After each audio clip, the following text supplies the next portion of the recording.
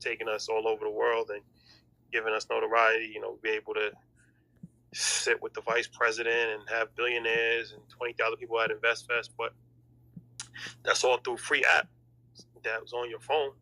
Yeah. And, kind of looking back on it, it's kind of crazy if you think about it. 100%. Yeah, I mean, that's it. I think, that pretty much sums it up from the social media standpoint. So I'm Troy, 1/3 of Earn Your Leisure. I think I could summarize my story in terms of Earn Your Leisure probably in 3 words, and that's feeling conflicted, impact, and purpose. And those 3 words kind of summarize everything. The confliction was in being in education. I was a teacher for 14 years, still educating, just in a different subject now, but feeling complicit because I'm teaching kids things that I know that they're not going to be able to apply in the future. And when you feel that complicity, it's either going to do 2 things. You're going to continue to be a victim of that, or you're going to try to figure out a solution. And so I had the opportunity to teach about things that weren't being taught in school. Financial education was one of them. Michelle was a financial advisor at the time. If y'all know our story, you know that. And he had the vision. It was like social media. We used to actually have discussions about this. I'm like, yeah, it's not the real world, bro. It's not the real world. And he's like, nah, but it kind of really is the real world. I'm like, yeah, but it isn't. And like you said, fast forward, it kind of is. So that's from the confliction standpoint, it was like, let's solve a problem that exists. The impact part is super important. And I tell that to anybody that's in business, right? You can be in one place, but where can you have the greatest impact? And so for me, it was, working in schools is cool, but I can only impact one school, maybe a district, but I couldn't impact the entire city. I couldn't impact my entire state. Definitely couldn't impact, countries throughout the world. And so social media provided that platform from an educational standpoint where now I don't belong to a classroom. I kind of belong to the global economy of education. And so that was, it made perfect sense from when we started. And the purpose is, we didn't come into it, like you said, we're going to create this brand and we have to figure out all these business plans and, we have to figure out how we're going to structure this. It was like our purpose is pretty much what our story is, right? He's a financial advisor. I was in education. In perfect sense, it makes financial literacy, right? We're going to teach about all types of things when it comes to the world of business and entrepreneurship. And so the purpose has always been there. The business was actually created after we were already fulfilling our purpose, which is why it was never a money thing for us. Right? We didn't even figure all right, this is going to be our way out. It was, all right, let's figure out how we can do this in the most effective way, how we can impact people's lives, but how we can impact our community as well. So yeah, those are the 3 words: feeling conflicted, having impact-driven mission, and then following the purpose. Okay, well, this segues into kind of the transition in one of the things you guys want to talk about, which is the power of new age media. So explain, kind of the transition from now just a free social app to other forms of media and where you guys are branching out and your explanation or your definition of the power of new age media. I feel like social media is not really, it's the words is kind of deceiving. I don't even look at social media as like social media. Social media is just media, right? That's why I call it new age media, because it's like the term social media kind of puts it in a box and makes it seem like it's like a small kind of, not really groundbreaking, revolutionary thing. It's just like a small, cute thing. But if you look at like what's happening now in like Gaza, right? Like all of this pressure is being put on because of social media. The traditional media outlets, they haven't changed. They starting to change their coverage now because of the pressure that was put on from social media, right? So you see 100,000 people in the streets of London and France and Mexico City and all that stuff. Like that speaks to the power of social media. So now when you look at new age media, it's essentially like, David versus Goliath, right? Where for us, like we did all this with a slingshot. So if you look at, okay, how would you be able to start a company that can, do a world tour, do an event at Royal Albert Hall, have 20,000 people at InvestFest, and do all of these different things, right, with no investors and no startup budget, that could only be powered through the power of new age media, right? Where traditional media is slow. Like you gotta talk to one person, pilot a show. You gotta have runners. You gotta have. It takes forever, right? And it costs a lot of money to produce because we've been on both sides of this. So, we've seen productions from working with Revolt, working with major studios, and we see how that process is, right? Where you spend hundreds of thousands of dollars, you got 50 people on set, you got makeup crew, you got somebody that's catering the lunch, you got a variety of different things. Where we could just do an interview with Steve Harvey at his house, bring our camera guy, bring somebody to do B-roll, and bring somebody to do sound, and that cost us probably $1,500. And then we can put it out in 2 days, right? That's the speed, and that's also the cost effectiveness of new age media. So it's a disruption for traditional media, and you're seeing it across the board. Like you see, okay, now inside the NBA, they're talking about they're going to cancel that, right? You see ESPN, I think they fired like 30 people a couple of months ago. Because now you got people like Cameron and Mace, or you got Gilbert Arenas, you got different people that can curate content in their own studios, in their house, or they just rent out a studio. And now you even see people that have made millions of dollars in traditional media change. Shannon Sharp, right? Like Shannon Sharp was never as big as he is now when he was on just, with Skip Bayless, right? Yeah. So he reached his maximum power when he took the power back and started his own show. Stephen A. Smith now, he's still on ESPN, but he does his own show now, right? So now he's leveraging the fame that he's created from ESPN to now drive people to his own personal YouTube channel and his own personal show. So it's a great time for content creators and people that's in the media space, but I feel like you got to run your company like a media company too. That's another thing. A lot of people, I feel like, they don't have media companies. They just have shows, or they just have a platform. Like, it's different. Like, you have a media company. That's different verticals that's involved with a media company, right? So that's why I said, like, for us, we don't have a podcast. Like, our goal is it wasn't to be like the number one podcast. We just did a podcast because that was just something that we just thought was a good idea. Mm-hmm. It's not like we don't have a driving desire to be the top watched podcast on YouTube or most downloaded. So that's why, like, even our numbers, like, we don't really care too much about that. It's like, okay, like this was always just a springboard to do something else. Like, so it's like, all right, now we can do events. Now we can do different real estate plays. Now it's a great networking tool, right? So now we can actually partner with billionaires and do different behind the scenes activities. So by the time you figure out what exactly happened, it's like, we'd be like 100 steps already in the future, right? But that's because we never really looked at it like this. We're going to put all emphasis in making the best content, and we want, the most shock value for the moment. Like, that's not something that, is the most important thing for us. So I say that to say new age media, I think, is constantly evolving. Even if you look at streamers, like, that's the newest new form of media. So there's so many different opportunities, but you really have to look at it from a broad range perspective and not just look at it from a micro perspective of like where we are in the moment. It got to be a broad range play of like, okay, like, what's the next 10 moves?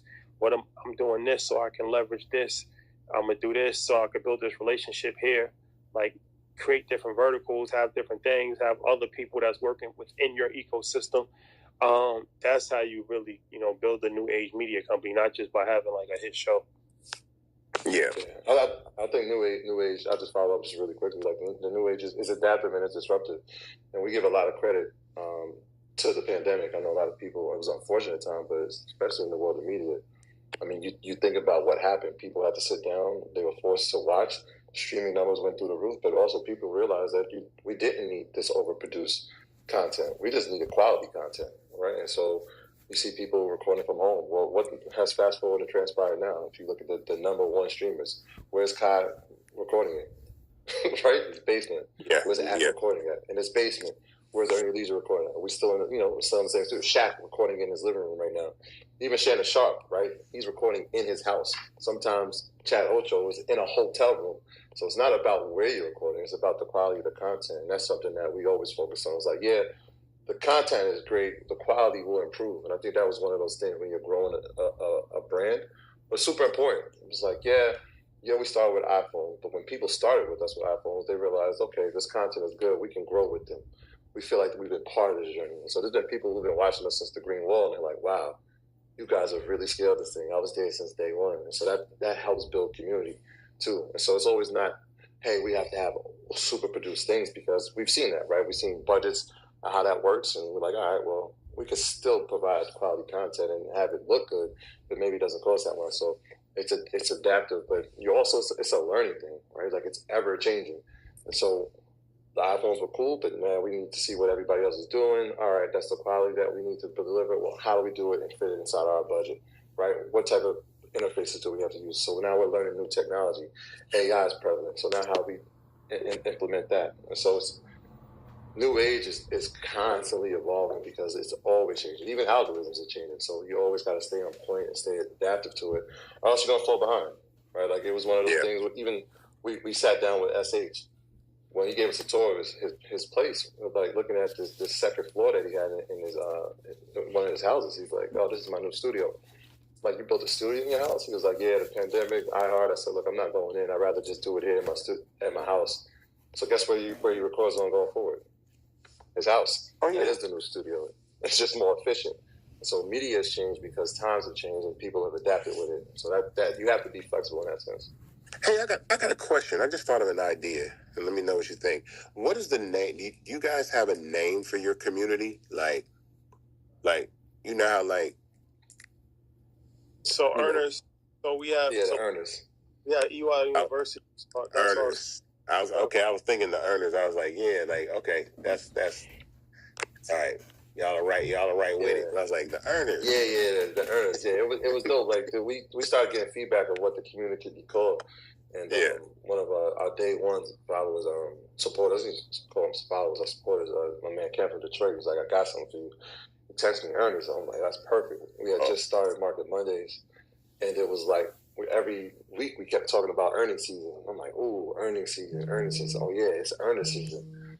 And so the earnings, I mean, it encompasses anybody. I mean, you follow us or you don't. Everybody's trying to earn something, right? Right. The preference of even the title of the brand is Earn Your Leisure. So it just kind of makes sense. Yeah, that's awesome. I mean, New Age Show, I think, I was going to say the pandemic definitely shifted from people working remote, digital devices. I mean, webcams went through the roof. Zoom blew up, DoorDash, Instacart, those companies. I mean, I think the way that you can produce content now relatively cheaply, like super cheap now. I mean, you can film things on, iPhones that have 4K, 24 frames per second quality, edit it real quick in something like CapCut. Adobe's got some great software. AI's got things that you can edit stuff with. So now I think the nature of the content now is going to be more valuable. What's within the content rather than the quality of the content, because everybody's going to have dope quality. Everybody can have dope ass quality.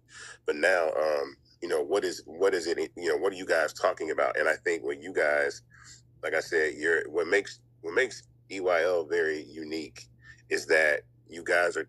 We talked about this before. You're talking about financial literacy and all these different things from the perspective of two cool guys. Y'all some cool dudes. Y'all wear silk pajamas and shit. Like, you know what I'm saying? So, but because when most people think about finance and stuff like that, it's either they're very intimidated by it, right? So it's one of those things that people act like they know about and they have no idea what they're talking about.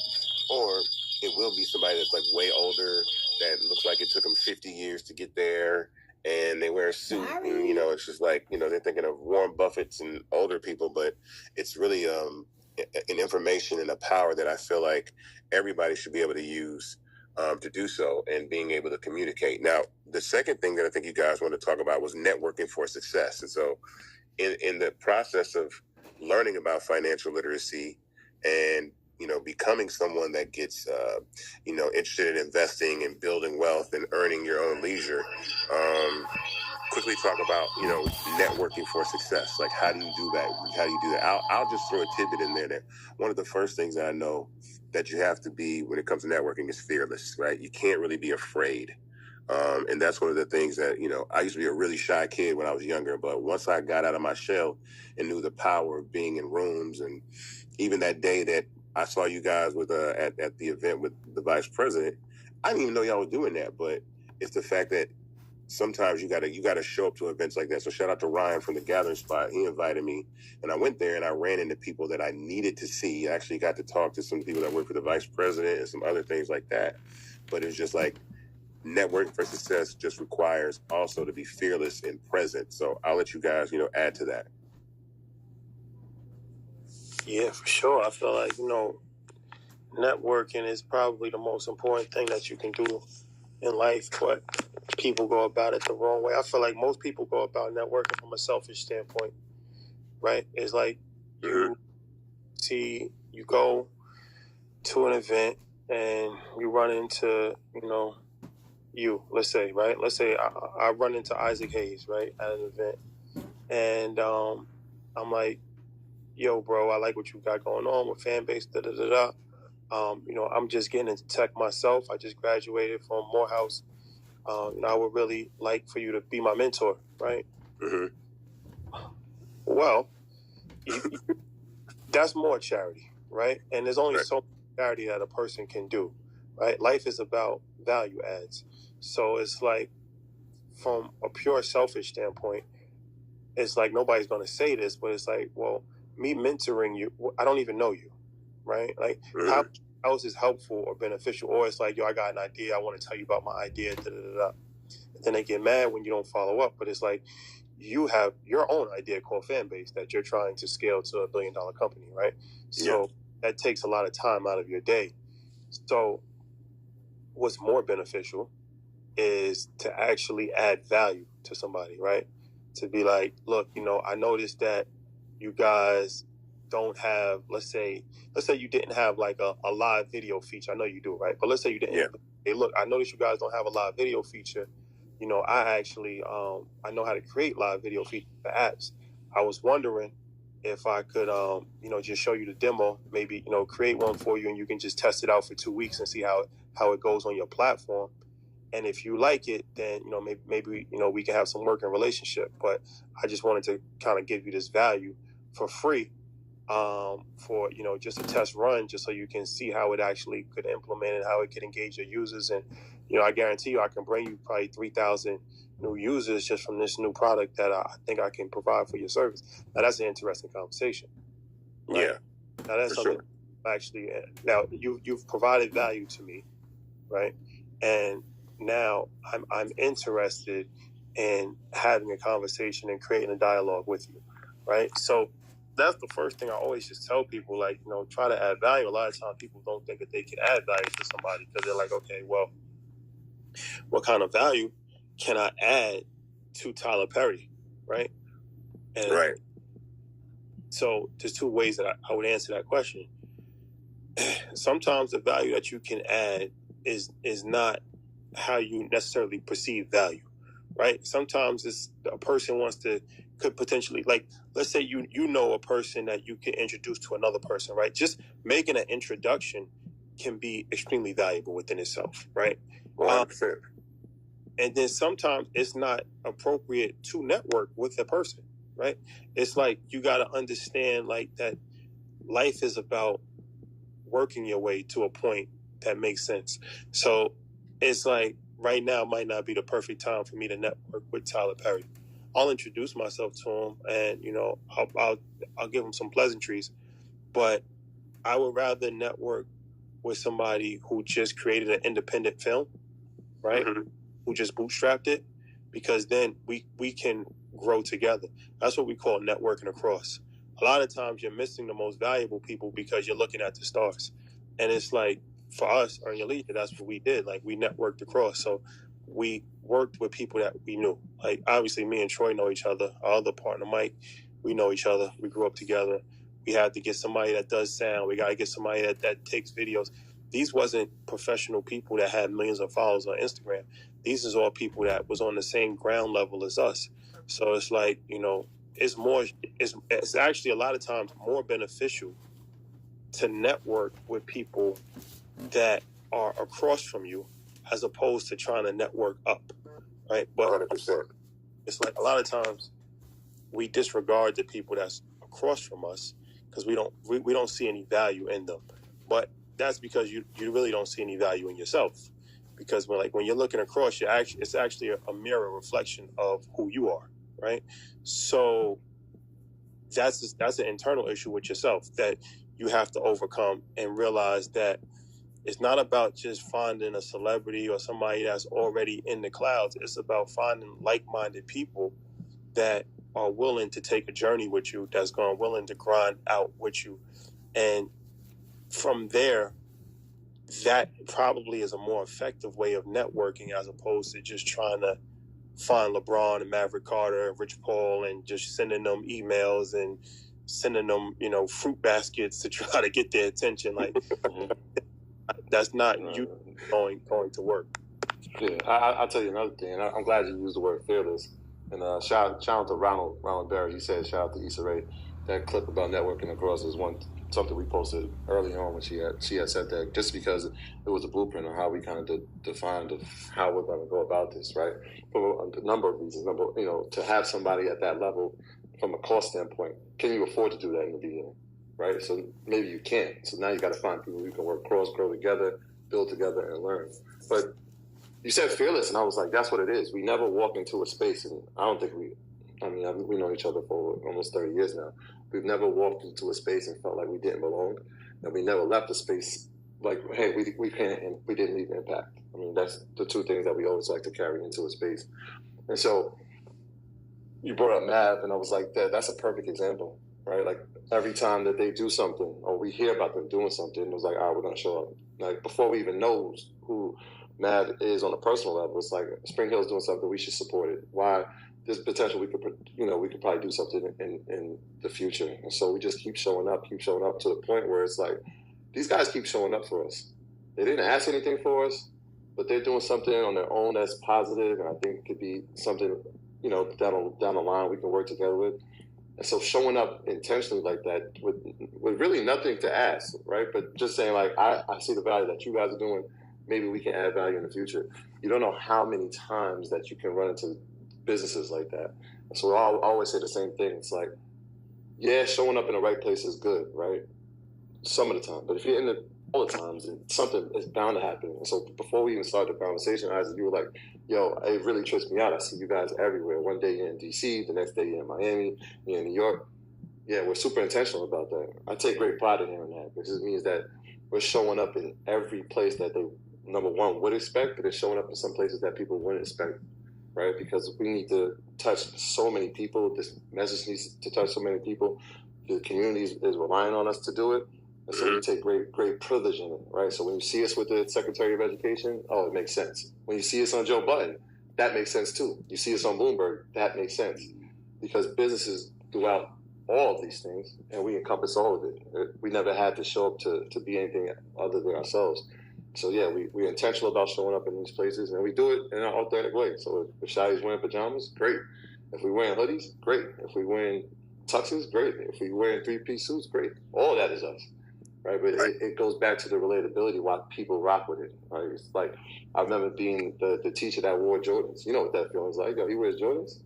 Oh, he's from he rock. I rock with him. I don't care what he says or what he does, but he wears J's, so he cool already. And so when people saw that coming from us in the world of finance, it was like, oh, hold on, this is a different message.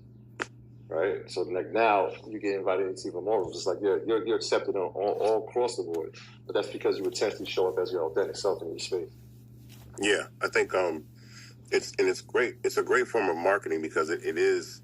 You guys are extremely relatable, and I think the power. One of the things that I think that is extremely powerful. What you guys are talking about, what you do is showing up and networking, like on a lateral level, like across as opposed to up, because I get that, we get that all the time where someone say, hey, I got an app idea, or I could do something, and can you help me with my app? And I'm always ready to share information and do that. But also being a connector, if I can introduce you guys to somebody, or I definitely don't.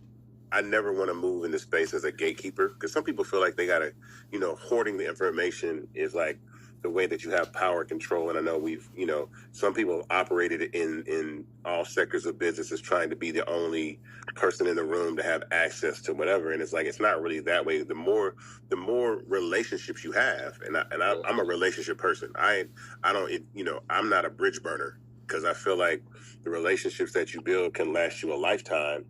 And you never know where people are going to be. Some of the people that you've probably met in the last, 5 years will wind up being vice presidents or senators or, multi-billionaires and stuff like that. And those relationships will be able to pick up the phone and talk to them now when they're on other levels. Like, oh yeah, I can call so-and-so. He's over at the White House now. What? Like, that's my line brother or whatever. Like, relationships are everything. And so the one advice I would say in the power of networking, and I say this is like, it's kind of like a phrase that I say, but I say, be careful climbing the tree of success. Like, be very gentle climbing the tree of success, because the branches you break on the way up are not there to catch you if you fall. So be kind to everybody. Like, be cool to everybody. Like, so if you ever slip and be like, oh shit, I lost my job or I got fired or something happened, there's somebody there that's like, I got you. And you can grab onto that branch and continue to be, a person that people remember and say, I got you. Like, I can introduce you or help you do, kind of what you need to do. So I think that's totally important. But some things your money can't buy. Right, some things you can't buy, and authentic relationships are one of those things. I just thought a perfect example is, we have this grand stage. We're talking to the vice president. We're talking about entrepreneurs, and we look out in the crowd. Who's standing out there? Oh, Isaac Hayes is there. All right, so now's the opportunity to talk about entrepreneurs in front of the vice president. Fanbase is right here. Yeah, Eastside Golf is right here. Slutty Vegan is right here. So now these relationships that we had, just because we've sat down, had interviews, but outside of interviews, we've built communion outside, just having conversations about business and about scaling with all these people. And now when we have a stage, we get to share. I think what you're saying is super important, right? Like, this is a generation where hoarding is not even part of the conversation, right? That's where our leaders have been built on. Every time we get information, we give it out, right? There's no sense of us holding on to it, because somebody can use it. It's one of those things, like, there is no gatekeeper to this. I always talk about the financial revolution. Well, who's leading it? Well, it's not an individual. It's the actual information that's leading it. You know what I'm saying? Because that is transferable. If a leader gets knocked down, what happens to that movement? But if the information is leading it, well, that's transferable for generation after generation after generation. In fact, you don't even know who it had. You don't know where the impact went. You just know you gave it out because you saw value in it and you wanted to share it. 100%. I think that's absolutely true. And I thank you for that shout out too, because I was like, oh yeah, I was like, that's why I always wear my Fanbase t-shirt. I always wear this t-shirt so people know exactly, like they put a name with the face so they see it, so that when other people have the shirt, I'm like, I know about Fanbase, I heard about it. But that's just my way of making sure that people know the name and remember it. You guys want to also talk about like how to monetize an online brand, because you guys have become masters at this, coming from where you started to now. InvestFest, this is year 4, coming in August, and it's going to be bigger than ever. And I've been telling you guys. I told you guys when I saw you, I was like, yo, y'all, I need this to get as big as Essence. Like, I want this to be something major, for the city. But you guys, how to monetize an online brand, and I guess give people some steps on how to do that. Because even though Fanbase is a platform where you monetize content, there's other ways to make money. And I think people need to learn about those ways as well, because I think some people get a little intimidated or uncertain about how they monetize through social media as we kind of enter this new era and we're changing the narrative. But there's still other ways that you can position yourself and monetize your online brand. So I'll let you guys tap into that. Yeah, for sure. I mean, there's different ways to monetize, I guess, depending on what kind of company that you have, right? Whether you're selling products or services, whether you're selling events, whether it's subscription-based model. So, I mean, for us, we have events that we do, right? You spoke about InvestFest, but we do other events, brand partnerships. So it's like, okay, if you create enough, if you create enough influence, then you can work with other brands, right? And we've done that several different times for different events and for different campaigns, activations. We have a subscription-based model, That's EYL University. So we always Earn Your Leisure is like the public school. It's free for everybody. So, we put out content every day, whether it's Earn Your Leisure, Market Mondays, clips on Instagram, YouTube, or Apple, Spotify. Like you can listen to over probably hundreds of thousands of hours of free education, right? Yeah. And not have to pay any money. And we would still technically get paid from that because we get paid from YouTube and we'll get paid from audio ads. That's another way to actually monetize. But if you want a more hands-on approach to education, smaller community, smaller class sizes, then we have EYL University. It's just like going to private school, right? Like I went to public school and I went to private school. Public school, it might be 35 kids in the class. You might have somebody that's smoking. You might have somebody that's rolling dice.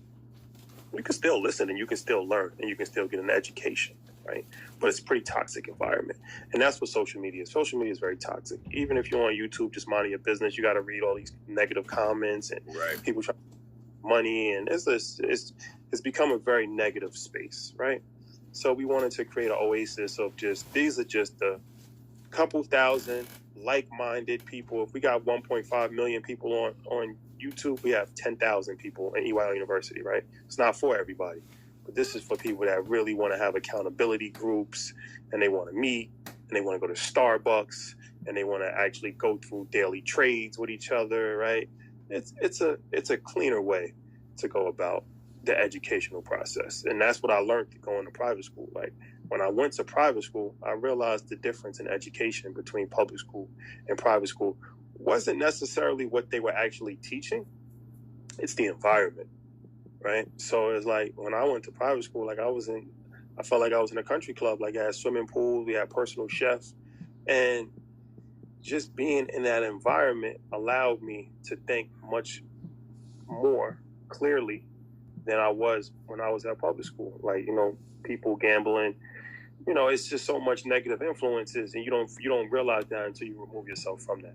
So that's another way that we can garner revenue is through a subscription-based model for a more hands-on learning experience. Then merch. That's an easy, low-hanging fruit type situation.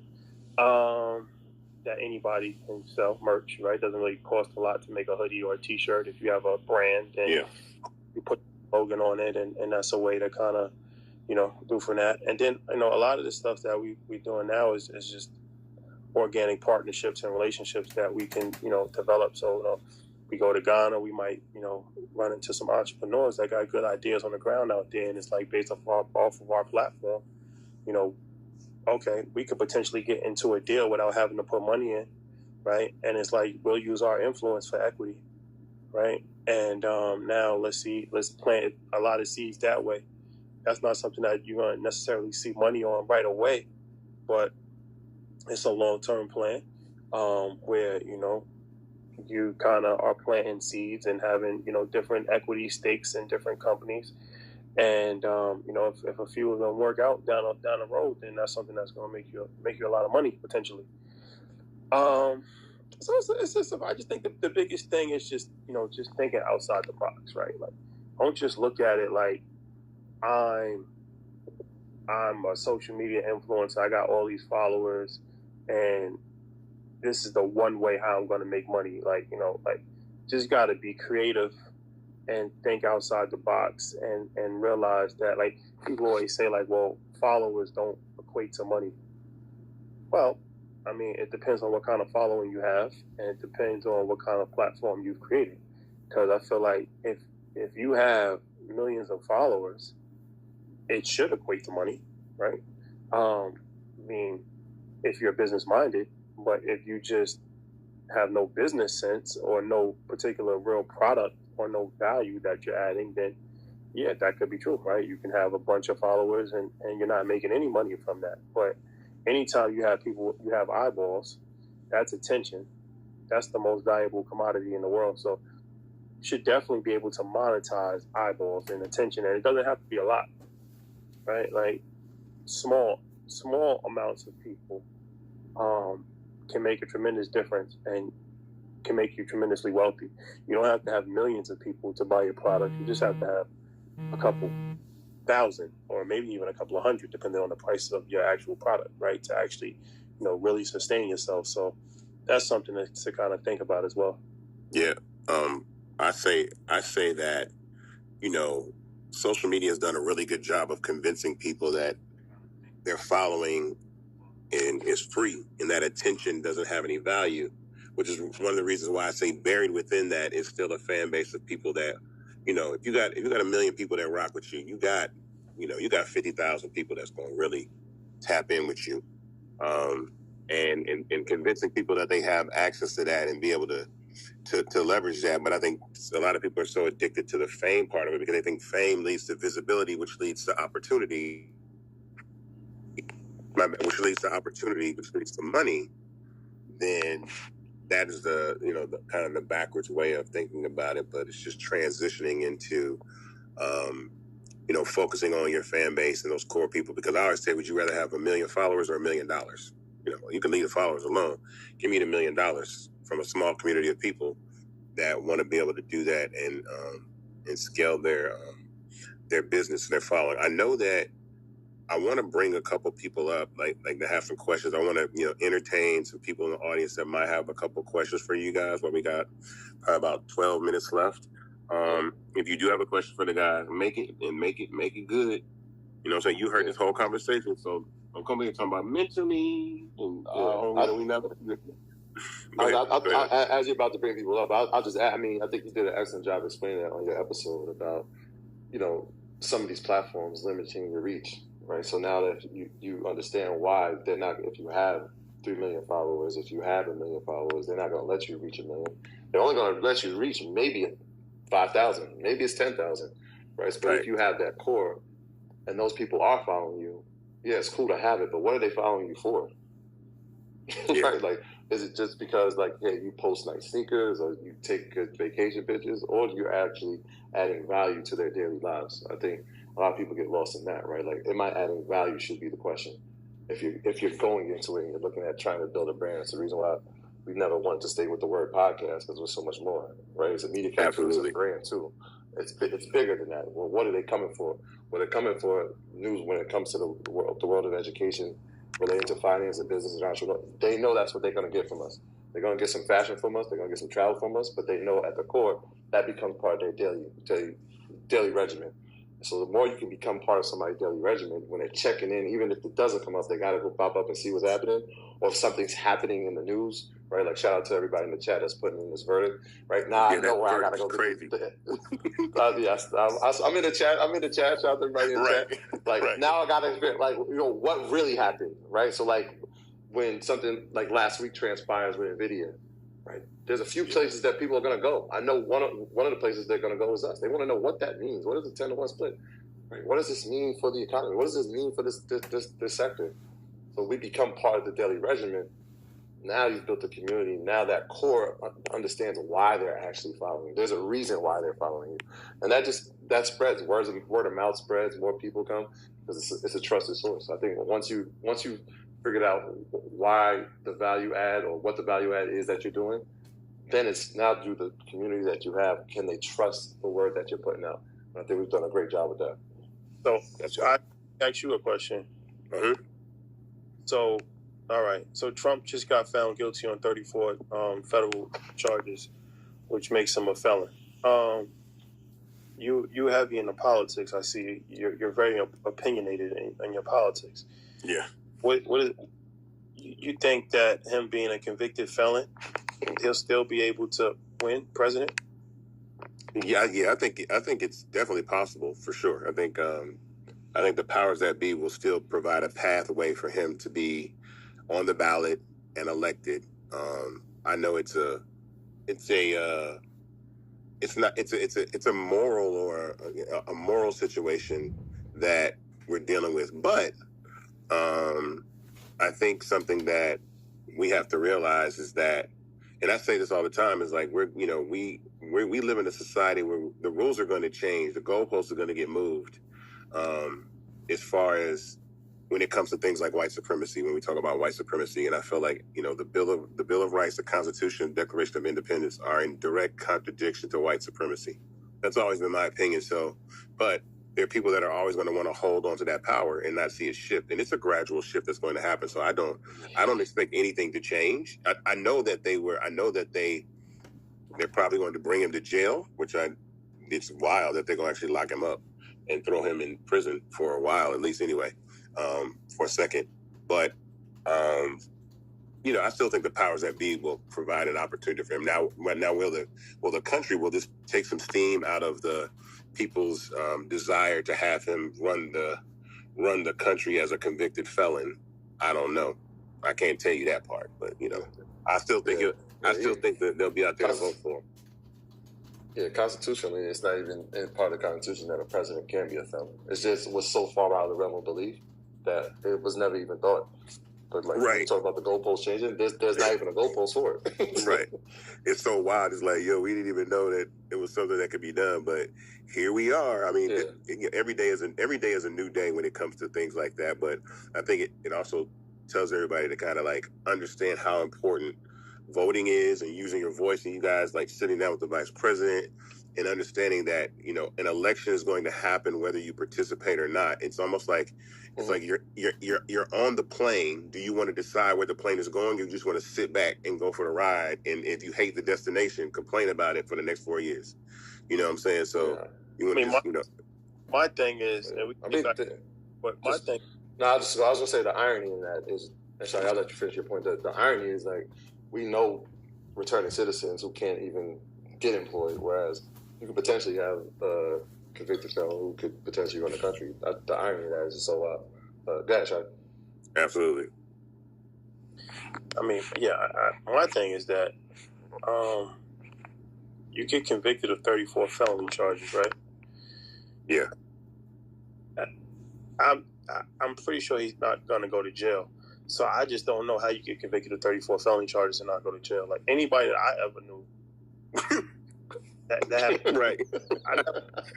34 felonies at one time? See, I never even knew that was possible. Right. In one day. That's like you just maxed on it. Everybody I knew I've never known one person with a felony that didn't go to jail for any felony. Mind you. I don't know one in life that has one felony that has not done jail time, let alone 34 felonies. I don't even know how you get 34 felonies. That's crazy. Yeah, that's crazy. I think some of them are like, all pun intended, trumped up charges, right? Like it's one gets added on to the other, but that's 34 is illmatic. 34 is crazy. It's going to be interesting in the world of social media and audio and stuff like that, to have that conversation. So it'll be pretty interesting. I think it's going to change things a little bit, but I just put nothing past what is possible. Is there anybody in the audience, if you have a question for Troy Rashad, raise your hand. This is a good opportunity, you know, to speak up, have something to say, ask a question, and we'll bring you up. I'm going to start with Electron. Invite you to the stage. Hey, Isaac, the sound quality on here is amazing, man. I know, man. yeah. Just wanted to tell you that. Thank you, man. Electron, how you doing? Uh-oh. Electron probably doesn't... Oh, there you are. Can you hear? Yeah, we can hear you.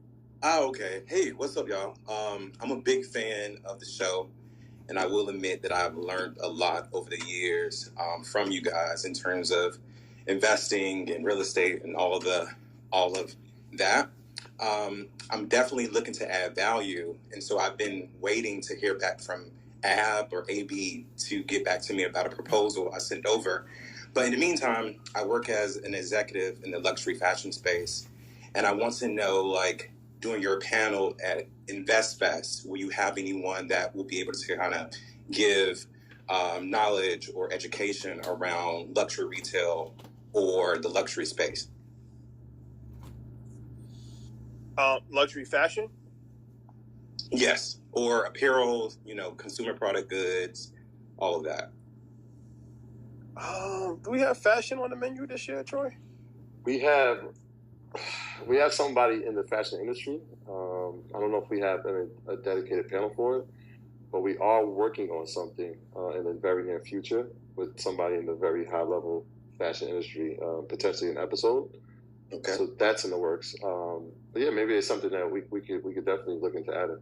Yeah, I mean, to kind of give you because we haven't announced what we're going to do yet, but to give you a preview, this year for InvestFest, we really went hard with technology. So AI, there's a bunch of different AI panels and like introductory to AI, and that's something that's a major focus. Just, I feel like that was really important. And then, of course, like the other stuff as far as, real estate, stocks, and stuff like that.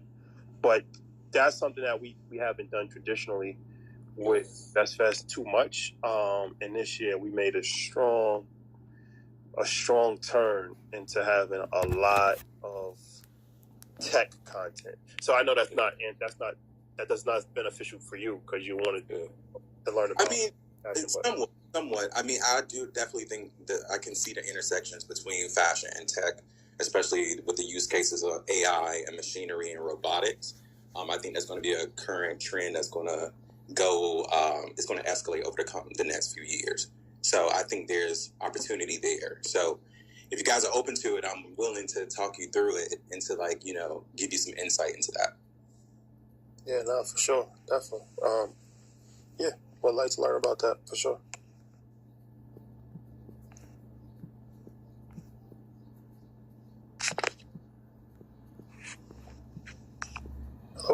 Hello. Yeah, we got anybody else coming up, Isaac? I think Isaac. Oh yeah, my mic was muted. No, I'm sorry. I'm bringing Leonard up. Hey, Leonard, what's good? Hey, what's up, Isaac? What's up, Troy, Shadi? Good to have you guys on. What's going on, bro? Hey, he said, "What's up, Shadi, man? You must have been following for a long time." What's up, brother? Well, I check you guys out regularly on YouTube, so I'm familiar. But got two questions, or two-part question. You guys are here today. What can we expect from Earn Your Leisure on Fanbase? What type of mediums you guys are going to be doing on this platform? Second part is, will it involve people who are using the app in terms of other users who are trying to scale their businesses on Fanbase? Yeah. And Isaac, maybe you can chime in. I know we talked about some creative stuff, but definitely more community involvement, stuff like this. Like, we don't really do stuff like this, honestly. We hardly ever go live on Instagram. So most of the content that we put out is us talking to the audience, right? Not us having a conversation with the audience. Like, very rare do we have a conversation with the audience. We do Market Mondays. That's, we're talking and the audience is listening. So I think that's something that, we can definitely incorporate, having, a chat rooms, more smaller, once again, going back to the private school model, right? Where maybe like Q&A or talking about different topics and actually engaging with the audience, because that's not something that we currently are doing now. And then also, finding some ways to actually highlight people too. That's another big thing with InvestFest this year, like, as far as highlighting businesses and highlighting things. And, we've done that traditionally with our platform. That's kind of how we've been built, was, taking business owners, interviewing them and highlighting them and giving them, exposure to the world. So maybe we can do something like that on a more, intimate level. And whether it's just providing feedback or exposure or, different things for entrepreneurs that's looking for come up. That's like two things off the top of my head that I can think about. Yeah, I would add BTS to that. I know that's one of the things, even in conversations wise, that we spoke about is, yes, we do these episodes. Yeah, we do Market Mondays, but people don't see the preparation that goes into it. They don't see like the setup that goes into that. They don't understand the preparation, even for something like InvestFest, which is a large scale event. Like, what's that process going into it? I mean, there's plenty of things that happen behind the scenes that people, I'm sure, would love, and even if it's like a 60-second clip of it, just walking you to see what a day in the life is like inside of these type of situations, or when we visit places throughout the world. That's like, all right, well, the pictures are cool, but here's some behind the scenes BTS. I think people will enjoy that, and this is the perfect platform that I think they could live on. Yeah, well, one thing I'll say is that, and I'll tell the guys this, is that there's a mystique to their brand, and I think that's good in some ways, but also that we move into this era where, Earn Your Leisure, Troy and Rashad they're exceptional people, right? And so if you want to know what it takes to become someone like them, I think when you see the behind the scenes of what it takes, what do you guys do? I say this all the time to artists, there's large groups of time where you guys are not doing things that people may want to know about. Do you guys stay in shape? How you guys, do you guys work out? Where did you go to college? How did you learn financial literacy? And the way that you can have this back and forth communication, especially in something like audio. I think with the camp, you guys should definitely even do some exclusive audio rooms if you want to have those real, even with EYL University, and just create some exclusive audio rooms on Fanbase and teach and grow. And these can scale. Like I said, the one thing I like about audio is these types of conversations can scale to, the way we've designed them on Fanbase can scale well to tens of thousands, hundreds of thousands of people to be able to listen to a conversation, because we have this on web and we have this on the app. And so I wanted audio to be something that, from a virtual standpoint, the information and the opportunity that you guys present is something to do well, to have these types of conversations. But I always say people want to know what it takes to be you guys, because I think everybody, we all eat food, we all work out, we all, we go through lives, and the mentality and the ideology and the perspective that you have to be able to build a brand, because it takes patience, it takes, intelligence, it takes, compassion, and a lot of things like that, to do this the right way. People should do that. And I know a lot of BTS, content and stuff like that we want to do with you guys over here, but for sure, even just tapping into the audio space. And I was really, really excited about getting you guys here just for this, because these are the types of conversations that people don't really get to hear you guys like this. They're listening to you, but they're not always getting a chance to talk to you. So that's something that I feel like, is extremely important. Well, thanks, Leonard. Shoot you back down. Yeah. Oh man, we out of time because I don't want to run over. But so his room's only supposed to last an hour. So before we go, I want you guys to talk about InvestFest and the things you can talk about. And then if there's a big announcement coming tomorrow, you're more than welcome to drop whatever that is on Fanbase too. When you guys announce it, just make a post about it or whatever. But let everybody know about InvestFest and what's going on. Appreciate it. Yeah, tomorrow we will be announcing the first wave of names. We always add names as the summer rolls along, but the first wave of names will be dropping tomorrow. And then after that, we're just going to be dropping announcements every other day. We got a big announcement on Monday, which I think is really going to be a super dope, impactful, life-changing situation for somebody that it's going to be at InvestFest, and we're going to, officially announce it on Monday. But yeah, this year InvestFest is, all about impact. We got a bunch of different new ideas that we have not activated, that we have not done in the past, that involve crowd participation, audience participation, attendee participation, give back, life-changing situations that I think people are going to really be excited about. So now everybody kind of knows that it's the biggest thing now when it comes to entrepreneurship and investing. So you got to figure out how to keep adding to it, keep spicing it up. So the first wave of names that drop tomorrow, but I think what really we're excited about is when we can announce the different initiatives that we have rolled out and planned. And the first one we'll be announcing on Market Mondays on Monday. Dope. Yeah. So August 23rd to the 25th in Atlanta, Georgia. Isaac, I'm sure you're happy about that. I know we got some. Of course. What do you mean? Yeah, it's important that it's there just because of what Atlanta is. I mean, we're talking about the hub of entrepreneurs in business, and especially for Black Americans, it definitely is the place to highlight it. So we wanted to make sure it stayed there, make sure it becomes part of the fixture in Atlanta. But yeah, man, I always go by that slogan, man. We put the community on notice.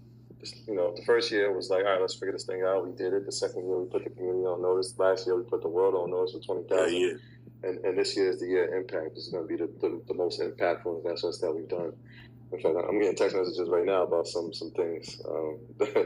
You know, we got to have a phone call about Shadi after this. But yeah, man, it's about impact, man. That's what we want to leave, and have as much value as possible. So I think we're gonna deliver. And in fact, I believe we're gonna over deliver on it. So I'm excited for everybody to hit the announcement tomorrow, and excited to see everybody notice. For sure. Well, thank you guys, for pulling up. Everybody, if you do want to attend InvestFest, there's a link at the top to purchase tickets. I know I'm gonna pull up. I'm gonna be there. I like going and listen. Like hearing Robert Smith last year was crazy.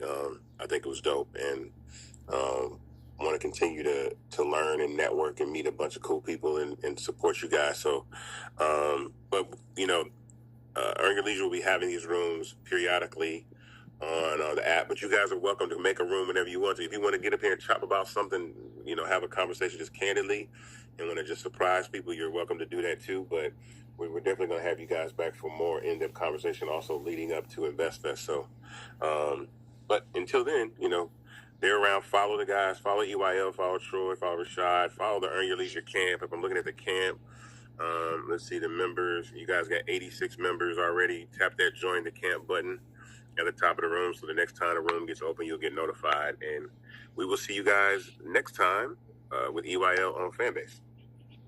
Thank you. I appreciate y'all, man. Tomorrow, big day. Yes, sir. All right, guys. All right. All right, take it.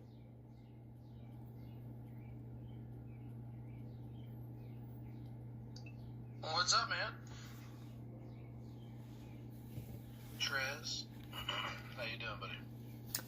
It's actually a she. Ha ha ha. I totally butchered it. Oh no. It's Troy Bien. Troy Bien. How you doing? I'm doing good, but I'm actually getting ready to go in this Rama Tech Thursday. I'm actually Tech Thursday. Technology and Fanbase. It's open right now. I'm about to go in there, so I'll be streaming some of the best rooms on Fanbase, which is usually Fanbase. Wow. So I'm going to go into the live stream feed, and then the live stream feed starting next week. Users are going to be able to like and love as well. Okay, so if you are already excited sure, about I can actually, let me send you the link. I have to transfer it because I have more than one profile, so I'll send you a link. Well. We're also going to be doing some cosmetic let me adjustments. see if I can put it and find the chat. They're pretty cool. Our UX UI team is very thorough in some small cosmetic things that improve experience. So in the feed next week, you're going to see some improvements as well as you scroll through all the live streams as well. We are bringing as well. It's whatever you want. For it's not the any recorded specific live stream thing. as well. That's what makes so if it you want to so see great. a live stream that is very long some people and you use want them to as go audio forward, like I do. rewind, Some people use pause it it, as you will be able to handle that starting very soon. That will not be live next week, but the sprint after, but it's coming and it's being worked in the sprint as well. Okay. The other thing that we're hoping to finish testing and release it next week is the payout diversification, the first step for payout diversification, which is we're bringing a PayPal integration for those regions that are outside the US, Canada, and UK. So if you are a creator outside those regions, you will be able to get paid now starting next week once you reach your minimum, which is $25. Super excited about that because in the past we've seen a lot of creators for different regions in the world. And even though we were able to pay them manually through PayPal, it was a very cumbersome process. And we know a lot of creators who come into Fanbase, create great content. They saw that they couldn't connect their payout, and they were like, you know what? If I can't cash my money, there's no point. But that's going to change starting next week. So we're super excited about that, guys. Let's see, what else are we working on this Sprint 94? We are still working on those 3 new monetization tools. I know you guys are hating me because I'm not telling you exactly what they are, but as we get closer to them, I promise you I'll tell you what they are. Just all you need to know is that you're going to get other ways of making money. Inside, yeah, it's in the chat. live, No, it's not in the also room. inside audio as I well. mean, it's The not third in one the I'm not going to tell you GM. because if It's I do, in the you're going to know bottom exactly chat, what it the is. bubble at the bottom. So that's being worked on Sprint And I 94. also Let's put it see, in the what else, top. what else, what else? Oh, something I'm super excited. Next week, we are starting the integration Yeah, if of you go to Better the link in the Insights. top, it'll take you straight to the Better room. Insights is something that we've been chasing for Okay, quite some time. I I did think go we ahead are and very follow you. robust as far as knowing what's working, what is not working for Fanbase You and for our too. users. Talk to you What we later. want to do is we want to go even Okay, further bye-bye. on Okay. insights so we can start giving you those type of insights so you can make better decisions, right? So starting next week, we're going to start the roadmap for insights inside Fanbase, which will really allow us to know what's working and also give us more information of the type of content that you're creating and how's that becoming viral and so on. We will actually work on those and then cater them to you. So don't worry, you will be able to have access to that information as well. So that's something that we're starting to work this sprint. Let's see. We're starting to also continue working on the algorithm so we can actually drive further relevancy and visibility to your content and what you're looking for. So that's going to be big on Q3, and I'll talk a little bit about Q3 shortly. But algorithm is something that we're working on. And there's other things, of course, that we're starting to refine. So you guys know our development cycle is not just, hey, I want to have this increment, let's go ahead and start coding it. It actually follows a process. So during a sprint, we're not always doing all but development. We're doing refining, we're doing prototyping. Refining meaning defining business requirements and also user requirements for a specific increment. And then sometimes we're prototyping and sometimes we're doing development. So there are parallel tasks that goes through the sprint. And this is why when I say what are we working on, doesn't mean that we have 100 engineers doing coding. It just means that with the small team of 20-something that we have, some of them are refining, some of them are prototyping, and most of them are doing development once they're refining and prototyping is done. Okay? All right. With that said, let's go into the chat room. I want to take a little break. I know we started late today because of the EYL. I see some of you came back. Is the EYL audio room still going? Oh, no. I'll go and check it out. Let's see what's going on in the chat room. What's going on, Toyera, Adrina, Big Scale? How are you? Hope everyone's doing well. What were you going to ask for that, Big Scale? The player? Let's see. I have it live currently. Check it out if you can. I'm running out of devices. So I have my Android that I'm live streaming. I have my iPhone that I'm doing audio. And I also have my desktop version. I'm just afraid of opening my desktop version under the same username as my phone. But I'll check out your live if I can, for sure. Leadership Lounge is going to be live tomorrow. I love that there's a lot of audio rooms and programs happening in Fanbase beyond the one that we're bringing. All right. I see people sharing their content. Oh, the player. Got it. Yeah. The player is coming next. Let me see. No, the week after, but the player, we're working on it. It's not coming next week just because it's not going to be tested in time, but it's coming the sprint after, so it's coming. All right. I see Kyle is in the room. What's up, Kyle? Is the EYL audio room over? That was a really great conversation. I don't think 1 hour was enough. I think we need more than 1 hour. We do need a cover page for live. You know what, Big Scale? We do. Our UX UI director, Santi, insists on that every sprint. And as we start seeing a lot of people going live, I definitely think we need it. Especially when some of those thumbnails are like, your nose hair or your teeth. So we do need. We're gonna do it, definitely. I think it's a no-brainer. Yeah, the thumbnail live looks crazy. It's actually better than the prior live. The prior live will always get the most awkward thumbnail for live stream. It was hilarious. But now it actually has a little more logic, but still I think we need to allow users to upload thumbnails for live 100%. All right. Okay, let's see. No questions. Okay, well, all right. The Apple versus Android fight's already started. Usually you guys start that at the end of my room, starting in the middle of my room. But anyway,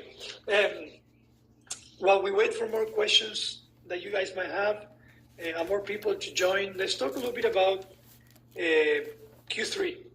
So we are still 1 month away. I know that. We are hoping to finalize all of our objectives, but as I mentioned earlier, there might be a few of them that might be pushed to Q3. Two things that I didn't mention that we're hoping to finish in Q2, but if not, we're going to definitely finish in Q3, are two audio web increments, okay, that I think those that are super users in audio will really enjoy. Number one is, I know Isaac thought it was going to be a surprise, but I spilled it last Thursday, so I'm going to say it. We are bringing what you guys call the hallway into web. The main reason for that is that we want to give more and more exposure again to content, especially audio rooms. And today, for example, the EYL audio room was amazing. And the only way users would know about the EYL audio room is if they will hear from Fanbase promoting it or users promoting it and sharing the branded audio link. And we want to change that. We want anyone that falls into Fanbase, they can literally see what's going on, okay? So the hallway on web is being worked on right now. We are hoping to finish it before Q2, but if not, it's going to be probably one of the first things in Q3. We think that's going to increase visibility and audience through audio web. The second one is also related because we are starting to see a lot of great recurring audio rooms. And it's not only great to know what's going on at the moment as far as audio, but also plan your life a little bit and understand what's going on in the future so you can put it in your calendar and make sure that you don't miss it. So we are bringing a super MVP. And I say this super MVP because I don't want you to think that this is the schedule rooms. We're going to get you the schedule rooms. I promise you, Johan, if you're in the room, Big Scale, I know you guys have been asking for a while. But we are creating a calendar on web.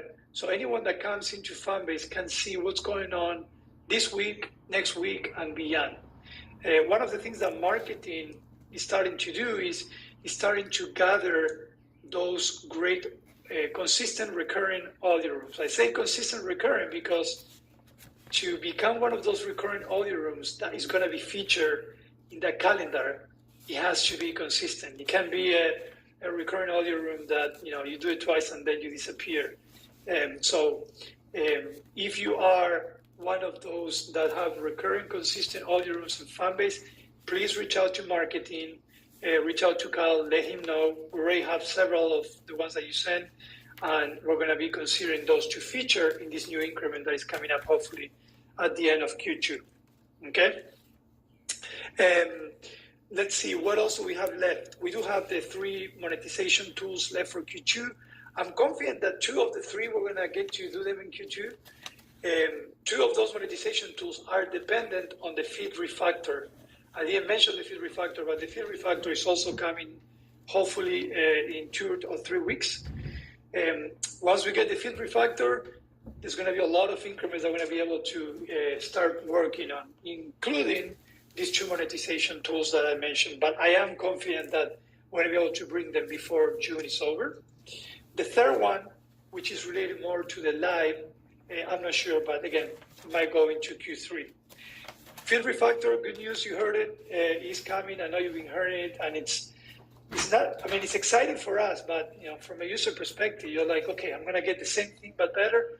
Yes, but you're also going to be able to start getting a lot of features quicker and better. So one of those is the ones that you asked, or you've been asking for a while, which is carousel.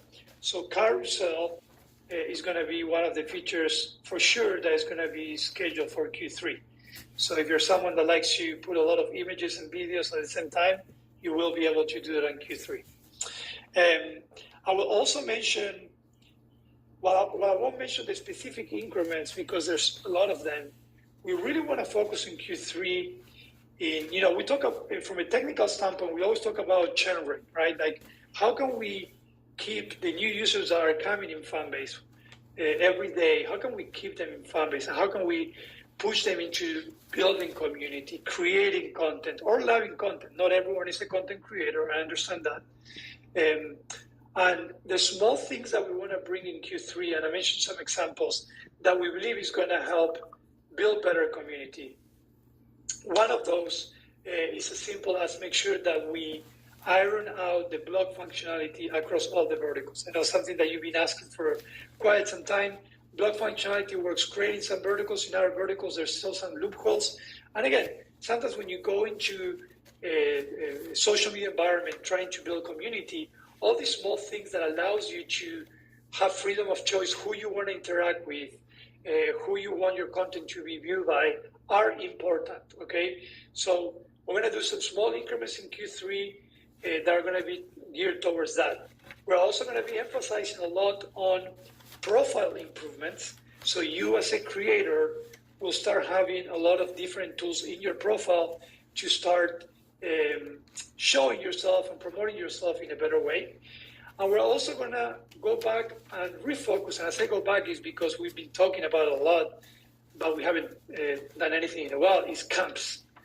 Camps is a great way to join, and build community. For example, if you're not in the Fanbase technology camp, you can go on the upper right-hand side and tap on Join Camp.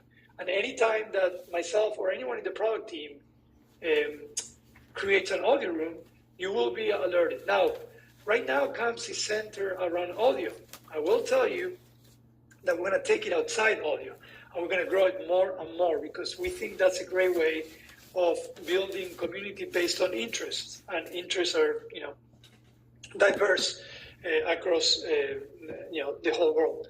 So, again, Q3 focus on, how we can keep the great new users that we have, and we're going to do small increments that we think are going to help build community and engage those users as well.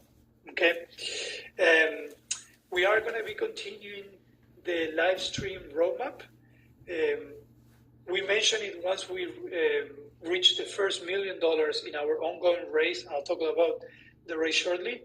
RTMP is going to be part of Q3. So we are going to be working RTMP. So if you're a gamer or if you're someone that likes to stream outside of the application, get excited because we are going to be bringing that in Q3 as well. We're hoping to do some partnerships that will use RTMP a lot, so we're excited about that. So live stream roadmap will continue. We will also continue working on small increments on web. When we started web, I think it was mid last year, we were trying to bring web increments for specific purposes. And as we grew web, we started realizing that it was driving a lot of traffic.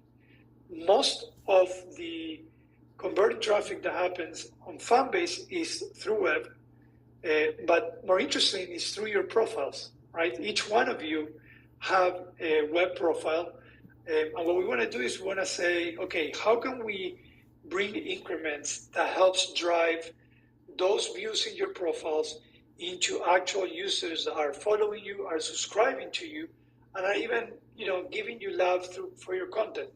So we are going to be continue doing that in Q3. We're going to try to, implement, learn, improve, learn, and so on, rinse and repeat, so we can start bringing more and more audiences to your content. So, as unattractive that it might sound, small increments in web to some people, it actually is going to be very impactful if we do it right. And we want to focus on that as well. Okay? Let me see. I don't think I'm forgetting anything for Q3. There's other things as well. We're still in the defining phases. But again, I think Q3 is going to be pretty exciting. And again, just like Q2, because we are in the middle of a reggae race, anything can change. We are trying to raise 17 million, or we're going to raise, let's say that way, $17 million through crowdfunding reggae race. I'll put a link shortly. And part of that money is going to go into speeding up the development process. Again, sometimes speeding up doesn't mean just throwing bodies and hiring programmers, but we do want to speed it up. So Q3, just like we thought it was happening in Q2, and it still can happen in Q2, could find us with a larger team, faster, turnaround for our increments. So we might think we might achieve in Q3, it might be a lot more, okay? And we always want to plan with that in mind, never just saying, okay, let's do what we think we can do. No, let's push ourselves. And that's what we're aiming to do, okay? All right, I'm going to stay quiet for a while. I'm going to go into the chat room and see if anyone else would like to come on stage. I'm going to start with the chat room. I'm seeing some people on the live stream, but no questions so far. All right. I see you guys. Who has the better camera? I'm not gonna say anything. I have a concern. It seems that in certain lab environments, if music is being played, for instance, the live stream sound is distorted. Interesting.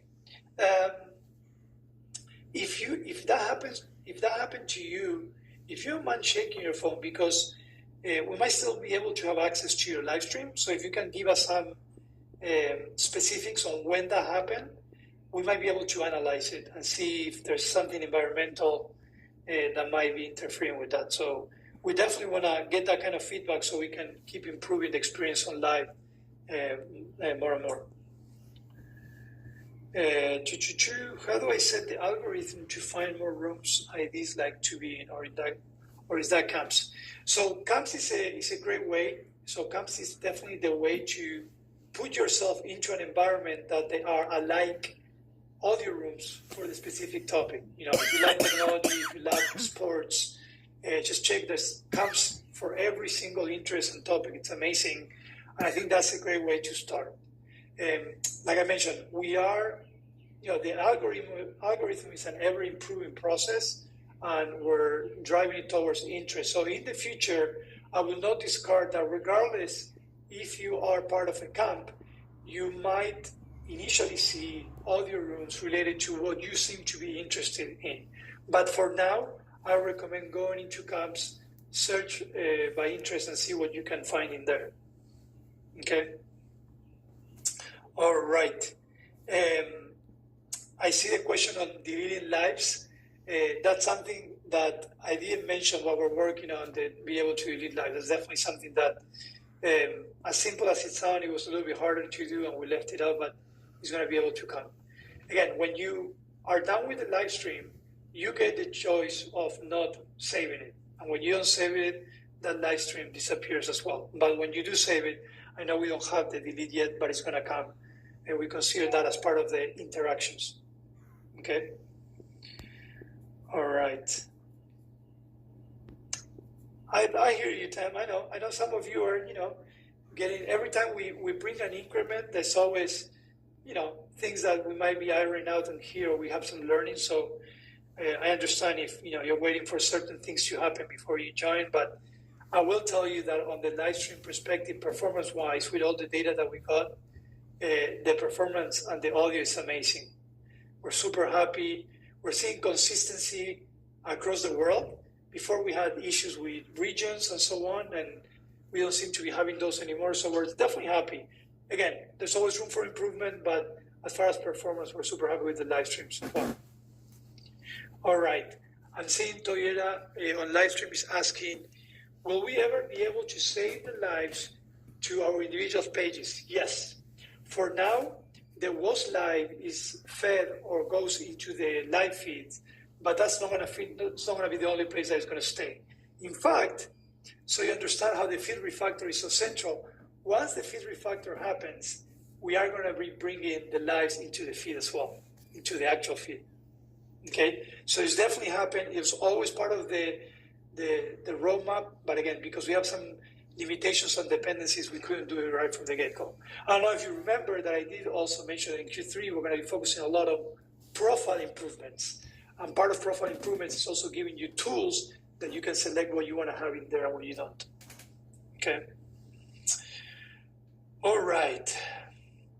If I give a lab to a person by mistake, let's say in this example of a live person that we to lab back if you don't like the person. Unfortunately, once you give love, I mean, that's a very conscious decision. I mean, you gotta go in there, use your finger, keep it pressed. It's not that sensitive. I know it can be sensitive, but, you know, doing refunds on loves already given, it's a tough question.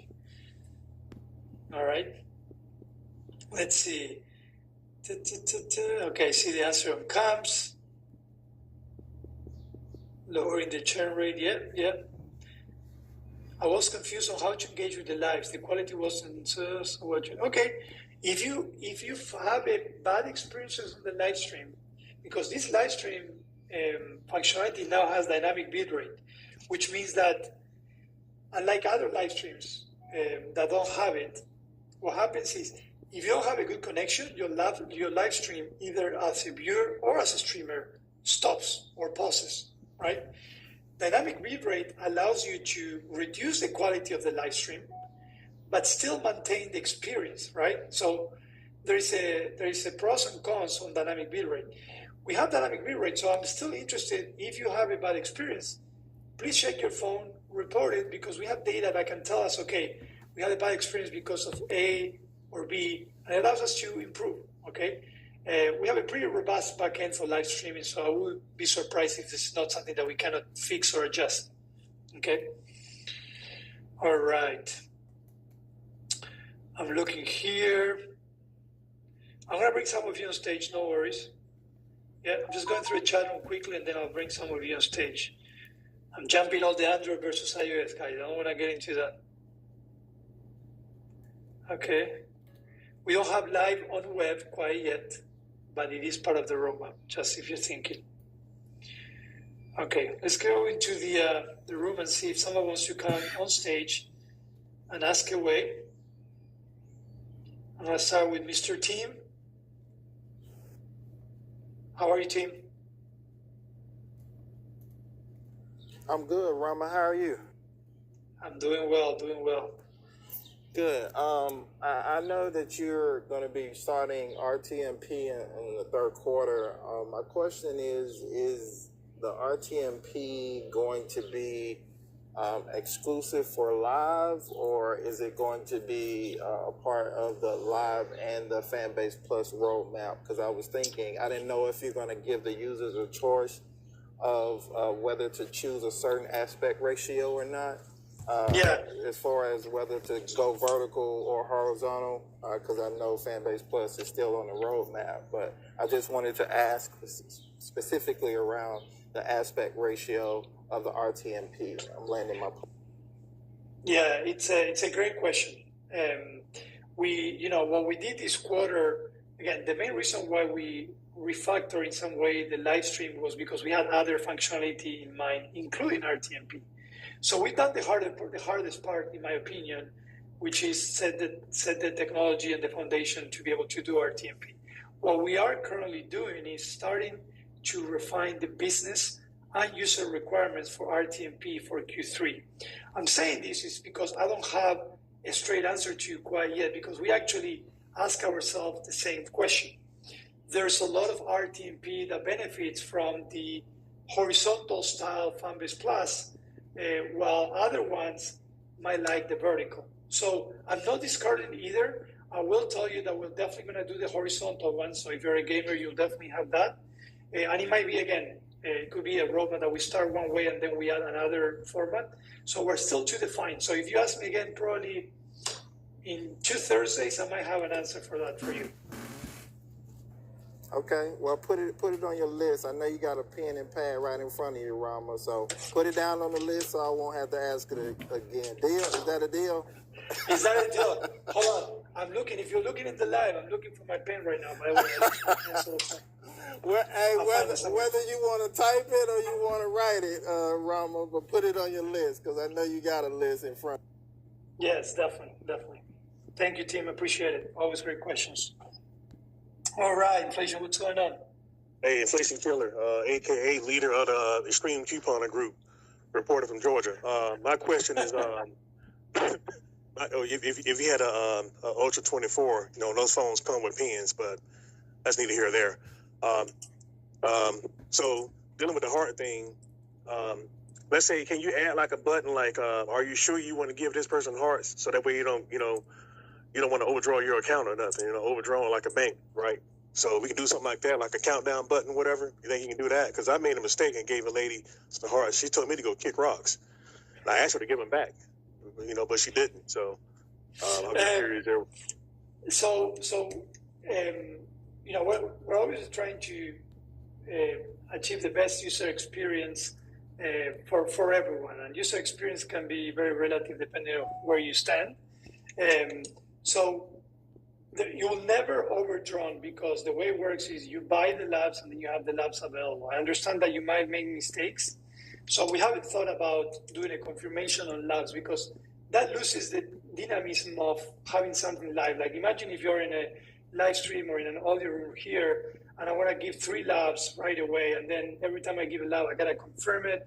It's just, from a user experience, it just complicates things. So I'm not discarding that these scenarios might happen, but I just think that we want to keep it as dynamic, understanding that these examples will happen. Maybe in the future it might happen more often as we grow, and then we might decide a different route. Definitely, if you subscribe, for example, that's something that you definitely need to go through several confirmations. It's a more thorough process. When it comes to live, we just want to let it free ride, And again, you'll never be able to overdraw. Okay, so it don't work like a bank account, and you overdraw and they send you an email or something, right? No, so I'm good to go. Yeah, you're good. If you have 100 labs, that's as much as you can spend. I noticed you guys, when you get low down, when I got down to like 100 or something, I got a notification. You're short on loves. You're low on loves. Would you like to buy more? So you guys got that. Y'all got that down pat. Well, we're just trying to, help everyone remind that if everyone needs love in their life, If they want more love, all they gotta do is just purchase more love. So, I got you. That's an example of the great job that our CRM team, led by Valeria Vale, they do. They always try to figure out, okay, how can we help users, regardless if you're a creator or a content lover, to know certain things that are happening or are about to happen, okay? And obviously, at the same time, we want to make sure that we're respectful, but not, send messages for every action. But that's just a perfect example, and I think it's great. All right, cool, man. I'm gonna leave you with this, man. Androids never echo. Only Apple phones do that. All right, going down to the bottom. Hey, I'm gonna bring you up when we do the battle of the best. All right, I'm ready. All right, I got content. I got content ready to go, man. I got content ready. I love it. All right. That's some great questions, guys. Let me see. We'll go back to the chat room and see if we have anything else. Okay. Oh, you know what, Gary? Thanks for reminding me this.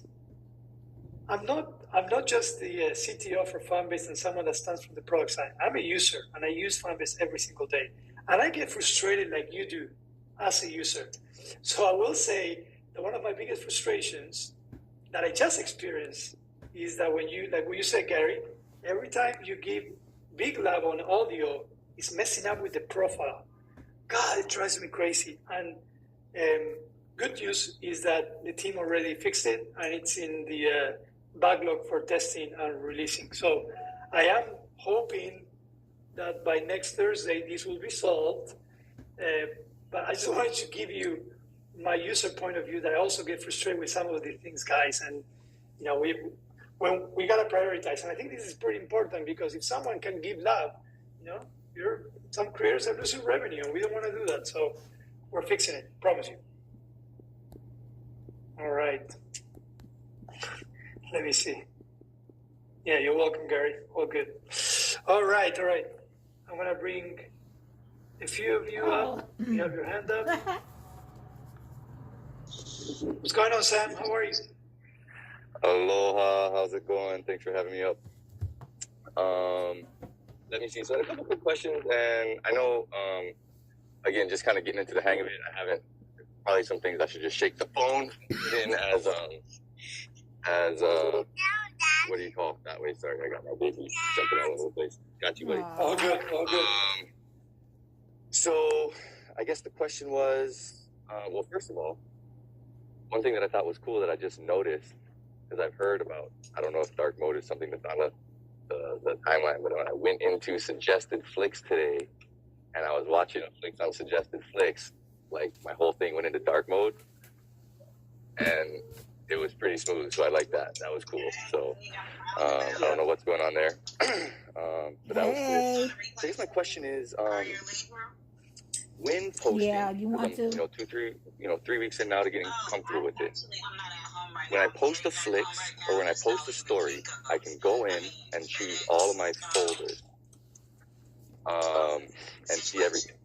Now, when I go in and I post a post, it goes in to show me my folders, but it only shows me like the first page, maybe 5 to 8 folders. So we good. So like yesterday, I was posting some Throwback Thursday stuff. I had to literally scroll through my main album all the way back to 2016 earn your and leisure. find the thing. So I don't know if, so that was basically it. I don't know if that's been, brought up or something that other people see, or if it's just something. But that was the main thing. There's one or two other kind of things, but yeah, that was the main first thing. So on the first one, on the dark mode, every quarter, we always put something that would be nice to have. Hey, like, I think ATC, it how's would be it like, going? Hey, you guys, we love you. I know that dark mode has its advantages. So we did place it as one of those things that Greetings if we to really you. push We're it through, just we're going to be able catching up. to I'm break it. We streaming know the that a lot live of you have asked for it. audio room for So technology I'm hoping and Fanbase, that Q3 is going to be so that we can add that to incredibly our efficient, library and we're going to be able to bring it in good Q3. content. Okay, so definitely dark mode is something that we have on top of mind all the time. The second one, it is related to the feed refactor that I mentioned earlier. When we do the feed refactor, we will be able to start working on the creation process as well. The creation process, specifically for media posting, which are images and videos up to 1 minute, we have not done work and we have not updated or brought new increments since really, back in the launch time. We obviously did fixes and so on. That's weird. So I'm not surprised. I wrote it down. I'm able to follow you. Different than what you experienced, which is sometimes it chooses my album, not the default one, which is weird. And so I can tell you that once the feed refactor is done this quarter, we're definitely going to be improving that part of it. But if you haven't checked your phone, please do it, because again, that's a glitch. That happened to me. You have to shake your phone with the user sharing them, and then we can get back to you saying, hey, this is fixed, can you check it out? And you can also help us make sure that we've done the right thing there. So I wrote it down. And you can please record it. Because it may be device. It might, take care of that. You know how they say device specific? Awesome, thank you. Yeah, no, and I it may be something they need to do as far as that type of device you have. Do you have a Android or an Apple phone? Yeah. Getting in habits right now, right? But it hasn't been a ton of time. Oh, okay. I think part of it I haven't had Team Android. I'm Team Android too. I ain't mad. It's not like all the time. They be giving Androids a hard time. Life can also be busy with kids, so good. Oh yeah. I got another one. Coming soon.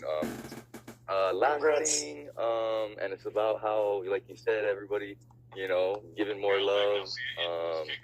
I noticed there's been a handful of times where I've been in an auto room. Yeah, you definitely got a hiccup. It gives you option to I do definitely 100 recommend loves, shaking your phone. loves, or whatever like that.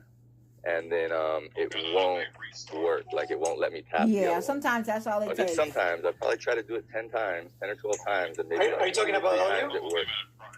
Okay, that sounds like an audio. I guess it's probably not something with the rest of the app. Probably just audio, I guess. Yeah, that's what I was mentioning earlier. Okay, got it. Yeah, we're gonna be fixing, and hopefully it's gonna be as early as next week. So. Got it. All right. All right, cool. Thank you. Thank you, Sam. Appreciate it. All right. Bye. All right, guys. I love these questions and this comments and everything. Let's see. We have 10 or so minutes going on. Let me see. Let's do a little summary of what we talked about today. We are in the middle of Sprint 94, and we're working on a lot of different things. Some of the things that we're working on are increments for live stream to make sure we give them more visibility, we give you more control over them, and also we want you to earn some passive income on your recorded live streams. We are finalizing testing our PayPal integration for regions outside the US, Canada, and UK, so creators can get paid right away, like everyone does in those regions. We're also working on some new monetization tools for different verticals. I think you're going to be very excited. We're hoping to definitely finish 2 of those by end of quarter, and maybe the third one might go into Q3.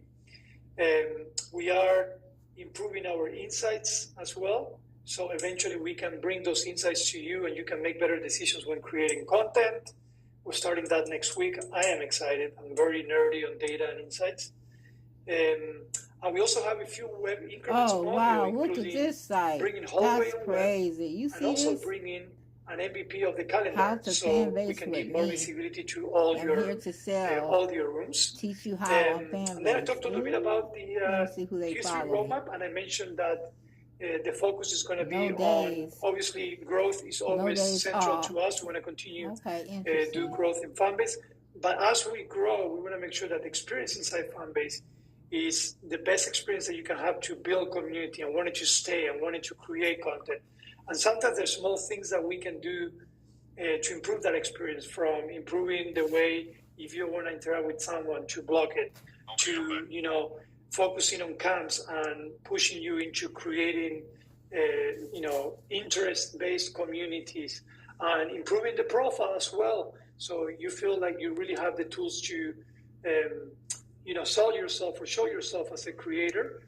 So all those small things, I think, are conscious decisions that are going to help, you know, really drive engagement and keep new users in Fanbase, which is what we're aiming at. Okay. If you're asking how you can help, you know, with growth in Fanbase, simple things. Number 1 is let everyone know about Fanbase. Share. Number 2 is keep creating the great content that you're creating. You never know when something might go viral.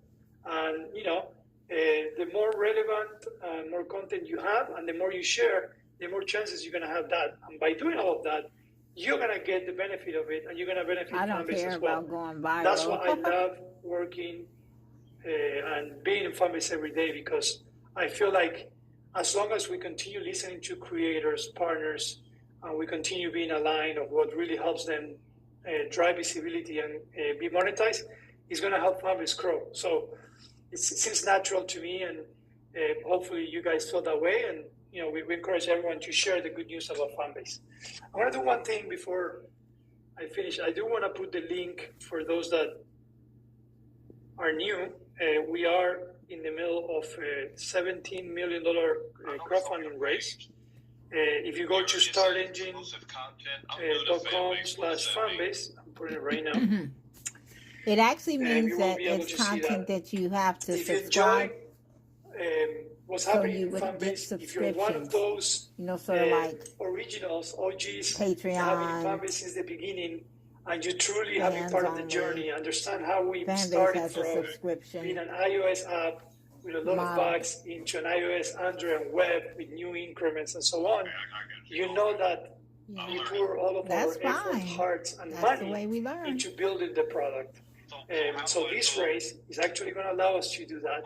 We have some great, you know, plans on the product side, and you know, we're excited. So another way to help is just driving users or people that might be interested in investing in Fanbase and being part of Fanbase to this link as well, so they can raise. I'll answer that in 1 second. Probably 2-3 minutes talking about some of the things that we want to do close pretty soon. with this race on the product side. And then I'll open up for questions, final remarks, and we'll go from there. If you participate on our Tuesday town halls at 5 p.m. Eastern Time, you probably heard this, but I'm going to say it again. part of speeding up a development cycle or development team does not necessarily mean throwing bodies to a team, to a group, right? When Elon Musk went into Twitter and, he started getting rid of a lot of the product team, there was a lot of controversy around that. Now, regardless if Twitter, which is X now, is the same what it used to be, or is it better or worse, the platform kept working and worked even more efficiently in some aspects. So something that I think everyone in the industry learned from something like that is that keeping a product team nimble, focused, and not just putting bodies just because it's easier is the way to really grow a product. And I'm a big believer in that. So some of the things we want to focus on the product side with this money is we want to definitely improve our architecture. Improving architecture in a platform will allow you that when you work on increments, it takes you less time, you have more flexibility, there's a more standardized ways of working on the code. So we definitely want to spend time doing more of that. And obviously that requires skill sets and it requires obviously more people, but not necessarily just bring developers. We definitely want to continue automating a lot of our efforts from a testing perspective. Automation will also allow us to focus more manual efforts on things that really matters, and then allows those that can still be core be automated and really speed up the testing and development cycle. So small things like that will really allow us that regardless if we grow from 20 in the product team to 100, we're going to be able to do so many other things. And we're going to be able to do them better as well, reduce the bug probability and so on. So all the money, well, not say all the money, but a lot of the money that is coming, again, there's a conscious decision and plan on how we want to use that on the product side. And I feel very good about it. It's just a question of time and happening. And of course, we are going to grow as a team. We have a team of 20 that has, one Scrum Master and one business analyst, and it's a lot. And we move as quickly as those resources allows us to, and we owe it to them and to everyone. So hopefully, with this race, we're going to be able to bring more of these increments to you guys. And again, I'm just trying to give you a little bit of my perspective so you understand how this race is going to allow us to grow. Because at the end of the day, if the tools and if the app is working for the creators, growth will come. I have no doubt about that. All right. With that said, I'm going to check to see if there's any other questions in the chat. And then I saw some hands up. Oh man, inflation is going all in, man. All right, I don't see any questions here. Let me see in the live stream if there's any questions. No questions. Is the live from Rama in search? Yes, if you go to the, no, but it's not Rama, it's Rama Tech Talk. Okay, so it's a different username. It's Rama Tech Talk, but it should be in dynamic search. So if you go to dynamic search, you're going to see it up there. I'm going to save this live. So for the next 24 hours, you'll still be able to see it there. So for those that miss it, you can have it and you can share it. Okay. All right. Let me see if the hands that we have up. I'm going to bring Smooth 101, and then we'll call it a wrap. No. Well, I guess Smooth, you want to come up? All right. No problem. All right, guys. So again, I know today we started later. We did have an amazing audio room with Earn Your Leisure, EYL. If you haven't followed them on Fanbase, please do so. They're going to be doing that at least once a quarter, and they're going to be posting great content. And that's the main reason why we started later today at 5:30. Next Thursday, we're going back to normal schedule. Every Thursday at 5 p.m. Eastern Time, I'm going to be here sharing with you where we are, and obviously listening to you and any feedback you might have for me. On Tuesdays, we have Town Hall Tuesdays. Isaac and I, we talked about specifically on the race, on the state of Fanbase as a business. On Wednesday, Our marketing team has their audio room also 5 p.m. Eastern time, and we will be bringing more and more recurring audio room as we grow. And as I mentioned, if you do have a recurring audio room in Fanbase, or you would like to start one, please start it and let the marketing know about it, and we might be able to help you, push it. I even include in our potential audio calendar coming up in Q2, Q3. Okay. With that said, as always, it's been a pleasure being here. The live streaming will be saved and will be available for the next 24 hours. So if you go to Dynamic Search, you'll be able to see it there. And we'll be talking again next Thursday. Hope everyone has an amazing rest of the week. And let's go Fanbase, guys. This is just the start. Take care. Bye-bye.